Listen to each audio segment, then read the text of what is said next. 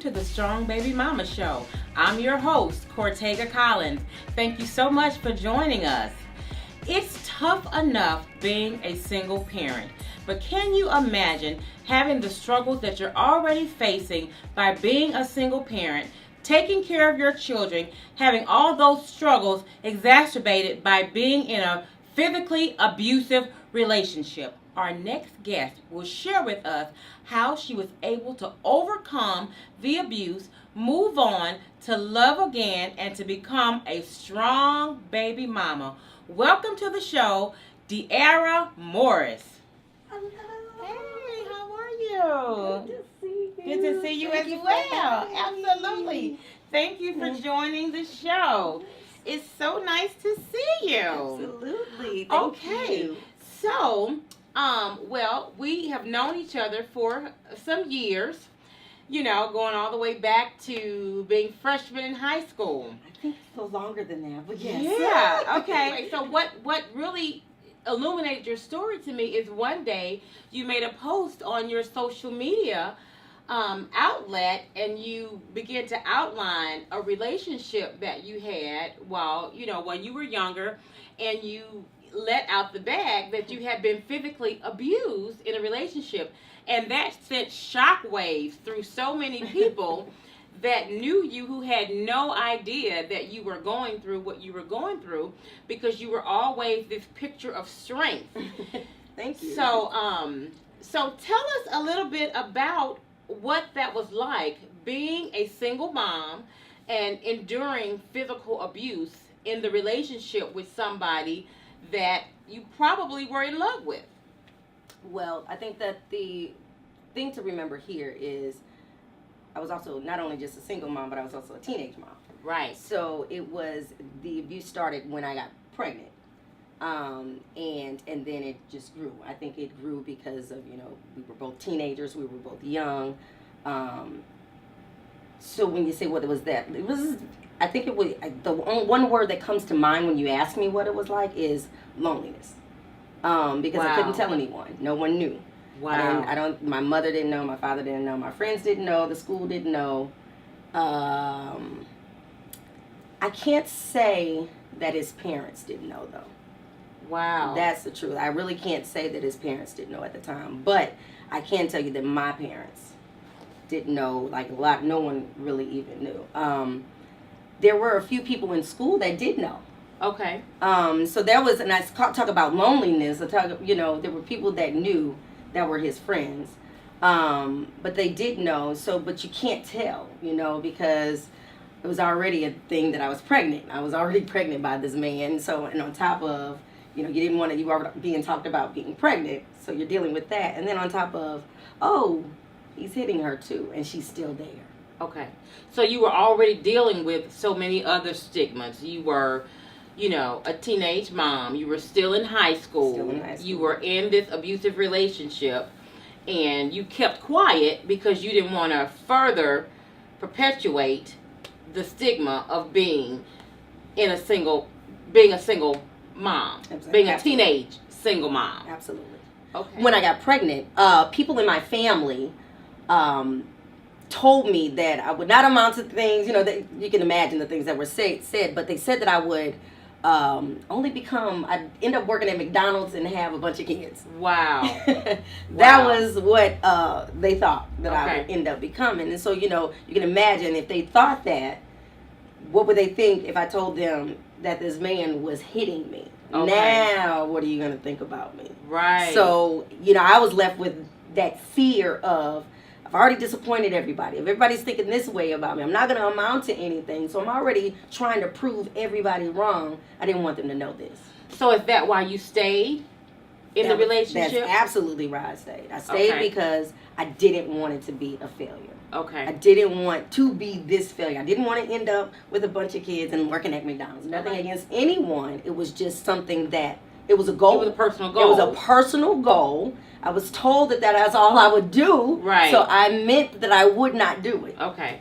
So some of your decisions to be better was really to spite people who said that you would never accomplish it. So you set out in your mind at that point that I'm going to be more than what they say I can be. Absolutely. So tell me then, what was that journey like? What steps did you take to make sure that you did not perpetuate the stereotype, that you did not prove all of those naysayers right? Absolutely. Well, the first thing was securing a home for myself and, at the time, my daughter's father and my daughter. So I sacrificed and took myself to a shelter. Okay. I knew that we needed to have a home. It was a program at the time. I lived in the shelter for 30 days, and I was able to get public housing. Okay. From that, I went to school. Okay. I was always in school, part-time. I went to a series of different schools. Beauty school to do hair, to do nails, pharmacy tech, you name it. Okay. I was always trying to better myself. I took advantage of work study. I took advantage of grants. And to some point where I was able to get to a point where I could take care of my children. Right. My biggest goal, to be honest, was to get off food stamps. Okay. And welfare. Okay. So that is powerful. Yes. So because you were a teen mom, you stayed in a shelter, but you still always took the time to educate yourself, to further advance your education, your career. You were always looking for ways to make life better. Yes. So it sounds to me like even though you received public assistance, you used it as a stepping stone. Absolutely. You used it as a means of getting to somewhere further in life and not just saying, okay, well, I was a teenage mom, I had this baby, I'm going to get this public assistance, Absolutely. and that's going to be my life. Yeah. No. You were determined to have something better for you and for your children. Absolutely. Okay. That was a huge goal. I did, and even today, I don't frown on anyone who uses public assistance. It's there for it. That's what it's there for. It's to help people in need to get to that next step. And that's what I literally used it for. And that was a goal of mine, to one day not qualify. That was a big word. Okay. Qualify. Yes. For public assistance. Okay. And when that happened and I didn't qualify, and I had multiple kids, so it could be easily that you qualify at this point. I didn't qualify for public assistance. It was like a big deal. Okay. It was scary, but it was a big deal. Okay. So after having a life where everything was supplemented for you, you had to transition. You welcomed the transition from receiving public assistance to becoming self-sufficient. Absolutely. So what I'm hearing from you is that even after teen pregnancy, even after an abusive relationship, self-sufficiency is still attainable. Absolutely. It is required, if you will. Okay. If you want to succeed and be successful and come up out of it, you have to be self-sufficient. Okay. You have to. I mean, you have to, if you're going to come up out of that, or anything that is negative or for lack of better terms, I'm trying to find a better word, or something that is pulling you down, so to speak, or something that is a roadblock in your life. Okay. You have to be. How did you prevent the abuse and your circumstances from deterring you from your goals? Well, I was just speaking to someone just earlier about this. I used to take myself away from the situation and actually dream.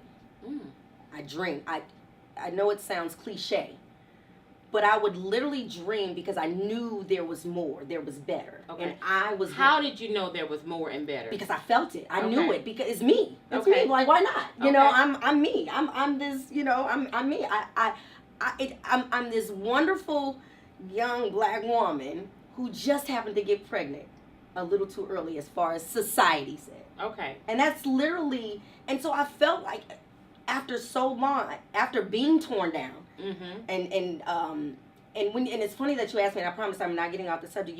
When you asked me about the show, I went back and read some journals from that time. Okay. To really get back in, and I still have them. Okay. And there was a journal I kept during my pregnancy, my very first pregnancy. And it's funny that I didn't keep another one until my very last child. Okay. But I kept this journal because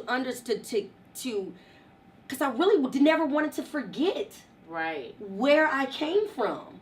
That's good. I never wanted to forget where I came from. So understanding where I came from, it has catapulted me. Okay. I never want to go back to that. I never want to see anyone go there. Okay. But I also know that it made me too. Okay. And I learned so much, and there was dreams. I knew that I could do better. I felt it. Okay. So despite the mistake that you made, and understand this, the mistake was getting pregnant as a teenager, not having the baby. Absolutely not. You know, not having the baby, Not at because all. God is the only giver of life, so understand. But despite your mistake, you were able to still see yourself as valuable. Absolutely. Even though you were in an abusive relationship. And usually within an abusive relationship, there is emotional abuse that's occurring as well. So even though you had this person who was constantly trying to tear you down with his words and his hands, you were still able to see the value in yourself and had the ability to dream of a better life. And I saw the value in my child also. Wonderful. Okay. While I did have a second child with this man, I did. Okay. It took me till then to realize, because the abuse subsided a little, Okay. because we were adults at this point. Okay. But abuse subsided, but it was still there. It was verbal. It was in other forms. And not only did I value me, I had not one but two daughters. Okay. Daughters. Two That's daughters Yeah. that could never experience that. Exactly. And I was determined, whether it's their father, and it was their father, we're not going to have that. Okay. So then tell me, Diara, how did you find the strength to walk away from this toxic relationship? Wow, it was easy. Okay.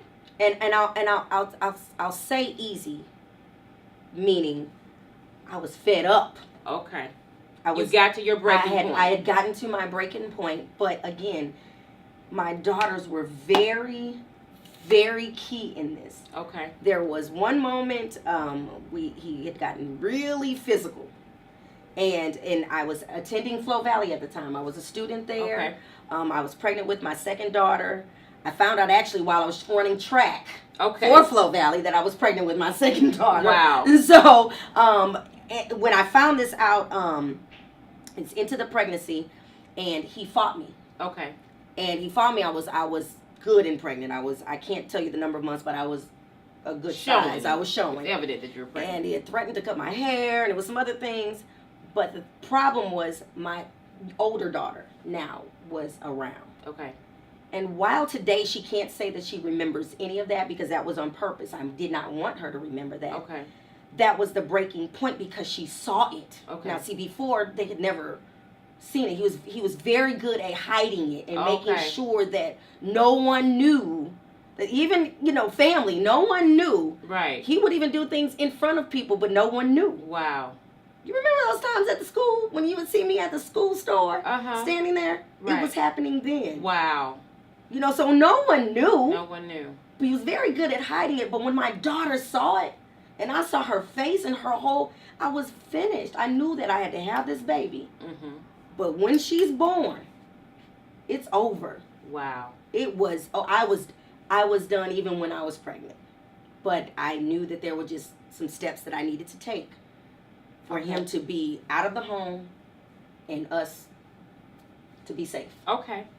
That's good. So basically what you're saying is that you didn't want your daughters to see that, to continue that cycle. Nope. So you moved out of that toxic relationship. Absolutely. And moved on to do more, to be in a more positive home life and environment. Absolutely. Okay, so tell me then, so because of that, we talked on the phone, and tell me about your daughters. So neither of them, and I know that you have other children, you have sons, but we're going to focus on the daughters. Yeah. Neither of them has repeated that cycle. Neither. Okay. Neither of them. Neither of them teenage parents. Neither are teenage parents. No worries. No, oh my goodness, cares. They both graduated from the high school that I graduated from. Absolutely wonderful. But they both graduated. Both graduated with honors. Wonderful. Both graduated with academic scholarships. both went on to college and graduated college. Okay. My younger daughter, she's 24, not thinking about children. She's working in her career, so she's not thinking about children right now. Okay. And my oldest daughter is 27, about to be 28, but she has a 2-year-old, so she just became a mom. Okay. So a few years after college. So right. This was a big deal. I wanted my daughters to experience what I did not. Right. And I can never go experience that. I can never go experience college after high school and go live your life and make mistakes and, and then figure it out and then decide to have a family. Right. And so I'm very happy to say that that's what it is now. Okay. So I think it's important for our viewers to know that you did go on to finish a bachelor's of science degree. Yes. And you have since, you're an entrepreneur. Yes. You have several streams of income that you're working on. Right. And you have moved on. And then also it's important to know that you did not let this toxic relationship jade you, make you bitter. Yes. And you are still open to love. You know, you're in a happy, healthy relationship. And you were able to do that even after all of these things that were designed to destroy you. Absolutely. So, I can't believe it, but we're out of time. It's been so wonderful having you on the show. Thank you. But before we go, I would like for you, because there are, sadly, unfortunately, there are other teenage moms, there are other adult, mature women like us who are still in physically and emotionally abusive relationships. They don't know how to get out. They don't think that they can move forward. So look into the camera and share with them any advice, any encouraging, edifying words that you would have for someone who's dealing with either being a teenage mom or especially somebody who's in a physically or even emotionally abusive relationship. Yes. I am talking, this is Diara, coming to you, the single mother, the mother in an abusive relationship, the mother who's afraid to walk away, whether she's a teen or she's an adult. I'm talking to you. I'm telling you, this is coming from a sister that so many people counted out. This is coming from a sister that statistically I was not supposed to make it. When I tell you that, but God, you can. There's a strength inside of you that when you find it, whether you find it through the looking in the eyes of your children, whether you find it reading a book, or whether you find it in your dreams, as I mentioned before, you can do it. There is nothing. There is the only person, the only thing that is keeping you from being successful or moving forward and putting all that negative behind you is you. I urge you, step out on faith, baby. It's a great ride. What an inspiring call to action. What an amazing story and testimony of going from a victim to a victor. We thank Diara for being a part of the show. Now, have you enjoyed these shows? We are about 3 shows in and we've been having a great time and we hope that you have been too. So if you like this show, please make sure to subscribe to our channel, and then you can also reach us on our Facebook page, Strong Baby Mama. Do you have a story to tell? Are you yourself a strong baby mama and you would like the world to know how you've overcome obstacles, how you were able to bypass hindrances? Well, reach out to us. You can email me at strongbabymama@gmail.com. You can also leave a comment, leave your name, tag somebody. And remember, subscribe to this channel if you want to see more videos like this of encouragement and edification about how you can move past your obstacles and things that have been designed to bury you. This has been the Strong Baby Mama Show. I'm your host, Cortega Collins. Thanks for tuning in, and remember, you're stronger than you think.